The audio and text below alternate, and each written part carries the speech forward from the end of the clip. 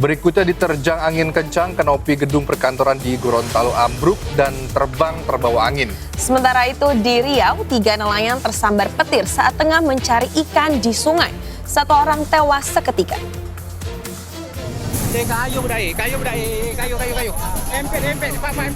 Tiga nelayan yang tengah mencari ikan tersambar petir di perairan Kecamatan Mandah, Indragiri Hilir, Riau. Ketiga nelayan ini menggunakan pompong atau perahu mesin untuk mencari ikan. Di pertengahan jalan, cuaca buruk, angin kencang, dan hujan disertai petir menyambar perahu yang ditumpangi mereka. Petir menyambar korban bernama Abdul Mukid hingga terjatuh dan tenggelam, sedangkan 2 rekannya selamat. Setelah 5 jam pencarian, jasad korban ditemukan. Pada saat itu cuaca dalam keadaan hujan, lalu tiba-tiba petir menyambar kapal pompong yang ditumpangi korban.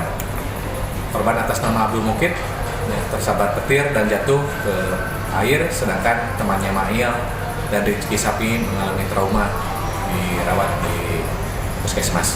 Tidak akan itu ada orang atau tidak? Sementara itu, diterjang angin kencang atap bangunan aula kantor Inspektorat Kota Gorontalo porak-poranda. Atap kanopi belum setahun dibangun, namun kini ambruk diterjang angin kencang. Rangka atap kanopi terbang karena tak kuat menahan tiupan angin. Tak ada korban jiwa dalam kejadian ini, namun kaca bagian belakang mobil minibus milik pegawai inspektorat pecah akibat tertimpa atap kanopi. Pas hujan dan bertepatan dengan angin. Itu yang informasi kita dapat. Terus kita langsung cross check, ternyata betul. Nah, saya dengan pasukan, dengan anggota langsung ke sini untuk melaksanakan evakuasi. Korban jiwa tidak ada, cuman korban material, yaitu 1 unit mobil pecah kacanya yang di belakang.